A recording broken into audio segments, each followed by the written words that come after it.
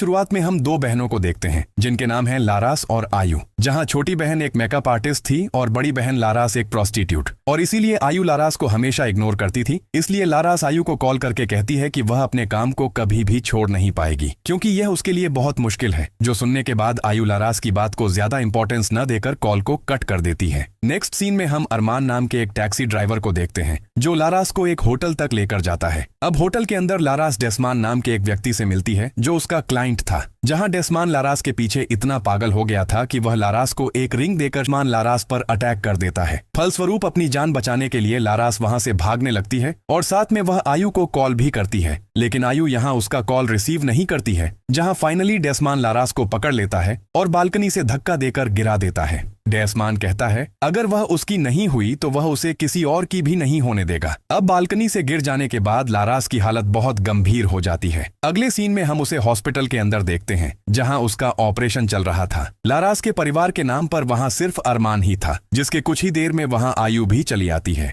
यहाँ डॉक्टर उन्हें बताते हैं कि लारास की टोटल 24 हड्डियां टूट गई हैं। फलस्वरूप उसका बचकर वापस आना बहुत मुश्किल है। इसके बाद लारास का सिटी स्कैन करने के बाद हम जानते हैं कि लारास के चेहरे के अंदर बहुत सारी पिन जैसी कुछ चीजें हैं जिसे सूसुक कहा जाता है। यहाँ आपकी सुविधा के लिए मैं बता दूं कि कई कल्चर में महिलाएं अपने चेहरे के अंदर छोटी छोटी पिन घुसा लेती हैं जो ब्लैक मैजिक से भरी पिन होती हैं, जिसमें माना जाता है कि इससे वे बहुत ज्यादा सुंदर दिखने लगेंगी और उनका फेस स्ट्रक्चर बहुत ज्यादा प्रोमिनेंट होगा, जिसे इन्हीं पिनों को सूसुक कहा जाता है। हॉस्पिटल के अंदर लारास मर जाती है, जिसके कुछ ही देर बाद अचानक लारास हिलने डुलने के बाद जिंदा हो उठती है, जो बहुत अजीब बात थी। इनफैक्ट रात में लारास के बगल वाले बेड पर लेटा मरीज एक भयानक एंटिटी को देखता है जो आयु देख नहीं पा रही थी। तभी लारास उठकर बैठ जाती है जिसे आयु संभालती है। अब लारास की यह हालत देखकर आयु डिसाइड करती है कि वे लारास को लेकर उनके गांव रोजोसारी जाएंगे जहां उसकी प्रॉपरली केयर करना संभव है। इसीलिए आयु अरमान की टैक्सी से रोजोसारी गांव जाती है। जहां गांव में एंटर करते समय हम एक ग्रुप को देखते हैं जो ड्रिंक कर रहा था। घर पहुंचकर वे लारास को बेड पर सुलाकर घर को साफ करने के काम में लग जाते हैं। जहां साफ करने के दौरान एक रूम के अंदर आयु उनकी फैमिली एल्बम को ढूंढ लेती है, जिसे देखकर वह बहुत इमोशनल हो जाती है। जहां उसे कहीं ना कहीं लग रहा था कि अगर उसने उस दिन लारास का कॉल रिसीव कर लिया होता तो शायद ये सारी घटनाएं नहीं होती। इसके अलावा वह घर के अंदर बहुत सारे मैनिक्वाइन देखती है जिस पर उनकी माँ मेकअप प्रैक्टिस करती थी, जो देखने के बाद हम समझते हैं कि उनकी माँ भी मोस्ट प्रोबेबली एक अच्छी मेकअप आर्टिस्ट थी। अब घर में सेटल होने के बाद आयु यहाँ मिस्टर डामार से मिलती है जो उसे रहमात नाम के एक व्यक्ति से मिलने को कहते हैं क्योंकि वही अकेला उनकी मदद कर सकता है। इसलिए आयु रहमात के पास जाती है जो अगले दिन सुबह लारास को देखने जाने की बात कहता है। उसी दिन रात में आयु के साथ अजीब घटना हो रही थी। अचानक उसकी नाक में खराब स्मेल आती है, इसलिए आयु चेक करके देखती है कि एक मैनिक्वाइन का चेहरा टूटा हुआ था। जब आयु उसका टूटा हुआ चेहरा हटाती है तो उसमें एक सड़ा गला चेहरा नजर आता है जिस पर कीड़े मकोड़े चल रहे थे और एक डमी के चेहरे पर लारास का चेहरा नजर आता है। लेकिन अरमान के आते ही सब कुछ नॉर्मल हो जाता है और आयु को लगता है कि उसने शायद कुछ गलत देखा था। अगले दिन सुबह जब रहमात उनके घर आता है वह जल्दी से लारास के चेहरे पर लगे सूसुक को डिस्कवर कर लेता है। यहाँ रहमात उन्हें कहता है कि जो भी सूसुक का इस्तेमाल करते हैं वे बीमार होने के बाद बहुत ज्यादा सफर करते हैं। इसके अलावा उन पर एक स्पेल बाउंड हो जाता है, इसलिए उसे सभी सूसुक बाहर निकालने होंगे,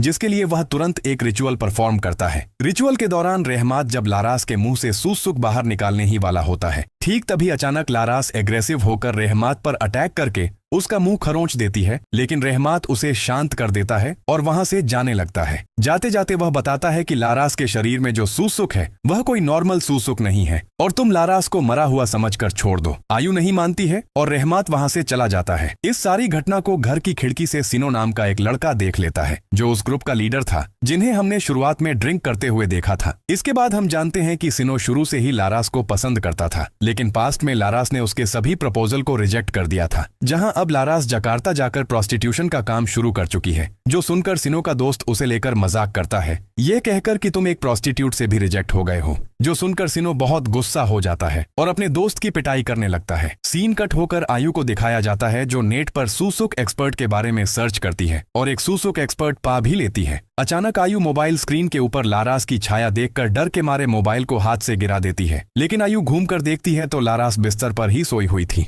अब जब आयु मोबाइल उठाने गई तो वहां घोस्ट देखा, लेकिन अगले ही मोमेंट वह गायब हो गया। अब लारास एक दिशा में इशारा करती है और अब आयु को वह घोस्ट हॉन्ट करना शुरू कर देता है और सीन यहाँ कट होता है।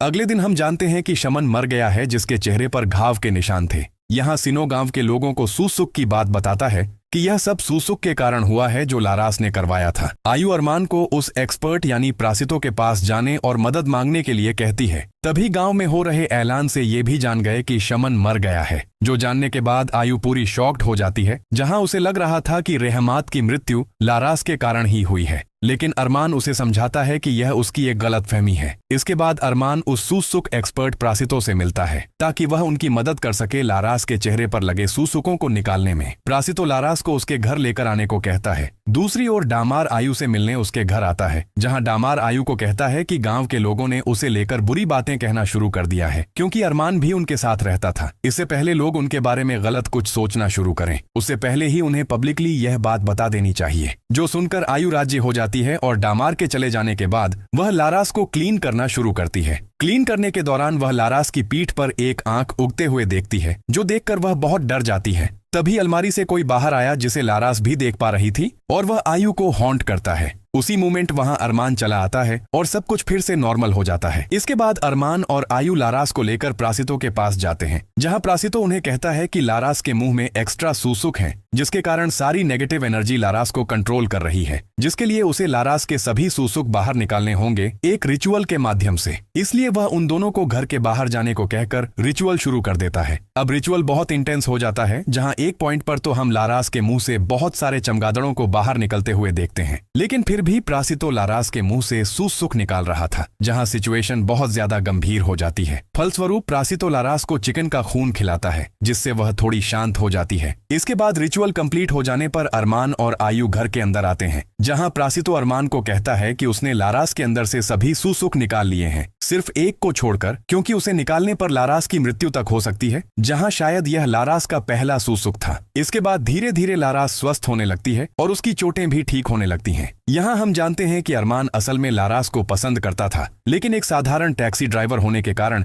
वह कभी उसे प्रपोज नहीं कर पाया। अब उसी दिन सुबह हम आयु को मार्केट जाते हुए देखते हैं, जहां गांव के लोग उसे उल्टी सीधी बातें कहना शुरू कर देते हैं। वे लारास को लेकर आयु को बुरा भला कहते हैं कि उसकी बहन वेश्या है और उसे मर जाना चाहिए। इसके अलावा वे यह भी कहते हैं कि उनका फैमिली गांव के लिए एक तरह से कर्स्ड है। ये सब सुनने के बाद आयु को बहुत दुख होता है, इसलिए वह जल्दी से घर लौटने लगती है, जहां रास्ते में उसकी मुलाकात सिनो से होती है। सिनो यहां आयु को अजीब तरीके से हेल्प करने की बात कहता है, जिस पर आयु मना कर देती है, तो गुस्सा होकर सिनो लारास के बारे में गंदी बातें कहना शुरू कर देता है। इसलिए आयु उसे थप्पड़ मारती है। इससे सिनो और गुस्सा हो जाता है और उसे कहता है, तुम्हारी माँ भी तुम्हारी बहन की तरह प्रोस्टिट्यूट थी, तुम दोनों का पिता भी अलग है। अगर तुम्हें विश्वास नहीं होता है तो डामार से जाकर पूछो, क्योंकि वह भी तुम्हारी माँ का एक क्लाइंट था। अब यह सब सुनने के बाद आयु तुरंत डामार के पास जाती है, जहां वह अपनी माँ के अतीत को जानती है। दरअसल आयु और लारास की माँ रात्रि बहुत सुंदर महिला थी, जिसके पीछे कई पुरुष पागल हो गए थे। जहां रात्रि की शादी कृष्ण नाम के एक व्यक्ति से हुई थी, जिसके बाद लारास का जन्म होता है, लेकिन रात्रि का किसी दूसरे के साथ अफेयर चल रहा था, जिसके बाद आयु का जन्म होता है। जब यह बात कृष्ण जान जाता है, वह गुस्सा होकर रात्रि को जान से मारने की कोशिश करता है, जहां कृष्ण के पागलपन को देखकर गांव के लोग उसे पीट पीट कर मार डालते हैं। रात्रि यहाँ किसी तरह बच गई थी, लेकिन उसकी भी हालत लारास जैसी हो जाती है, क्योंकि वह भी सूसुक इस्तेमाल करती थी। ये सब सुनने के बाद आयु घर लौट आती है,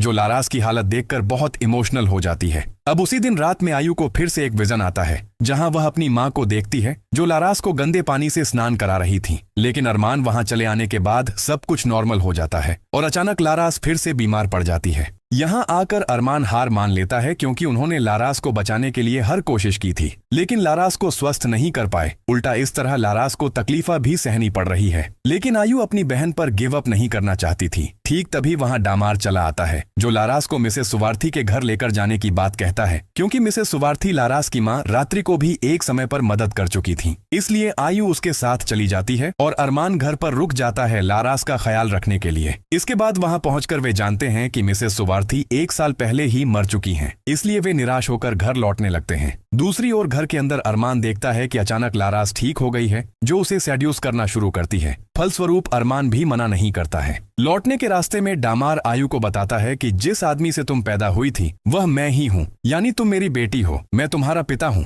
ये सुनकर आयु दुखी होकर वहां से चली जाती है। घर में घुसकर वह अरमान को बीमार लारास के ऊपर देखती है, जो देखकर आयु बहुत गुस्सा हो जाती है और अरमान को थप्पड़ मारकर उसकी आंखों के सामने से दूर चले जाने को कहती है। अरमान उसे बहुत समझाने की कोशिश करता है, लेकिन आयु किसी भी हाल में उसकी बात नहीं सुनती है। इसलिए मजबूर होकर अरमान वहां से चला जाता है। इसके बाद वह सीधे जाकर डामार से मदद मांगता है, क्योंकि अरमान समझ गया था कि लारास को अब ठीक करना संभव नहीं है, क्योंकि लारास के शरीर पर मक्खियां बैठ रही थीं, जिससे क्लियरली समझा जा रहा था कि वह अब जिंदा नहीं है और अब कोई इविल स्पिरिट उसे कंट्रोल कर रही है। इसके बाद सीन चेंज होकर सिनो और उसकी टीम पर फोकस करता है, जो आयु और लारास पर अटैक करने की प्लानिंग कर रहे थे। वे आयु के घर की इलेक्ट्रिक लाइन कट कर देते हैं, जिससे उनके साथ अरमान की लड़ाई हो जाती है। अरमान उन्हें मारकर वहां से भगा देता है, लेकिन हाथापाई में वह भी घायल हो जाता है। आखिर में अरमान डामार को कॉल करके सब बता देता है। दूसरी ओर घर में आयु कैंडल्स जलाकर बैठी थी, जहां वह एक बच्चे की आवाज सुनती है। असल में यह और कोई नहीं, बचपन की लारास थी, जिसे देखकर आयु बहुत डर जाती है। इनफैक्ट बड़ी लारास आयु पर अटैक करने ही वाली होती है। उसी मोमेंट वहां डामार प्रासितो को साथ लेकर चले आते हैं। वे आयु को बचा लेते हैं। इसके बाद प्रासितो उसे क्लियरली कहता है कि लारास अब जिंदा नहीं है, बल्कि उसके अंदर एक इविल स्पिरिट रह रही है जो बहुत डेंजरस है। इसलिए प्रासितो तुरंत रिचुअल शुरू कर देता है ताकि वह लारास के अंदर का आखिरी सुख निकाल सके। इस पॉइंट पर डामार रिवील करता है कि मिसेस सुवार्थी भी इनकी माँ रात्रि के सभी सुख नहीं निकाल पाई थी, इसलिए आखिरकार उसने रात्रि पर एक स्पेल कास्ट करके उसे दफना दिया था। इसलिए अगर रिचुअल फेल हो जाता है तो उन्हें लारास को भी उसी कब्र के अंदर दफनाना होगा, मतलब रात्रि की कब्र में, ताकि लाश के अंदर मौजूद स्पिरिट किसी का कोई नुकसान न कर सके। अब इस पॉइंट पर प्रासितो का रिचुअल बहुत ज्यादा इंटेंस हो गया था, जहां लारास और प्रासितो एक दूसरे पर अटैक करने लगते हैं। तभी प्रासितो देखता है कि लारास ठीक हो गई है। यहाँ प्रासितो लारास के आखिरी सुसुक को ढूंढना शुरू करता है, जहाँ लारास प्रासितो को सेड्यूस करना शुरू करती है। प्रासितो उसके जाल में फंस जाता है। मौका पाकर लारास प्रासितो का गला काटकर उसे वहीं मार देती है। दूसरी ओर सिनो ग्राम वासियों को आयु और लारास को लेकर भड़का देता है, ताकि वे आयु और लारास को गांव से भगा सकें। दूसरी ओर लारास प्रासितो को इतनी बुरी तरह से मार देती है, जो देखकर आयु और डामार के पैरों तले जमीन खिसक जाती है। बीच अरमान भी वहां चला आता है, इसलिए डामार अरमान और आयु को लारास को लेकर दफनाने को कहता है और वह ग्रामवासियों को रोकने की कोशिश करता है। अरमान और आयु मिलकर लारास को लेकर रात्रि की कब्र ढूंढने के लिए पीछे के दरवाजे से निकल पड़ते हैं। अब ग्रामवासी वहां प्रासितो की लाश को देख लेते हैं, इसलिए वे डामार को मारना पीटना शुरू कर देते हैं। सिनो आयु और अरमान को पीछे के दरवाजे से भागते हुए देख लेता है, इसलिए वह डामार को एक छुरी से स्टैब करके मार देता है और बाइक लेकर उनका पीछा करने लगता है। अचानक सिनो टैक्सी के सामने चला आता है। अरमान सिनो को अपनी टैक्सी से टक्कर मारकर एक पेड़ से कुचल देता है, जिससे शायद सिनो मर जाता है। इसके बाद वे दोनों ग्रेव यार्ड पहुंचकर रात्रि की कब्र खोदना शुरू करते हैं, लेकिन उन्होंने गलत कब्र खोद ली थी, इसलिए आयु एक और कब्र खोदना शुरू करती है। इस बार आयु अपनी माँ की कब्र खोलती है, जिसमें उनकी माँ की डेड बॉडी थी, जो बिल्कुल भी सड़ी नहीं थी, वह एकदम पहले जैसी फ्रेश थी। तभी लारास फिर से खड़ी हो जाती है और आयु पर हमला कर देती है। तभी अरमान आयु को बचाता है, लेकिन लारास अरमान को मार देती है। अब लारास नॉर्मल होती है और आयु को गले लगा लेती है। तभी आयु उससे माफी मांगती है। आयु जानती थी कि यह उसकी चाल है, इसीलिए आयु लारास को कब्र में फेंक देती है। अब आयु कब्र को बंद कर देती है। मूवी के आखिरी सीन में हम उसे अरमान की टैक्सी में जाकर बैठते हुए देखते हैं। आयु कुछ खो दिया था और मूवी यहीं खत्म हो जाती है।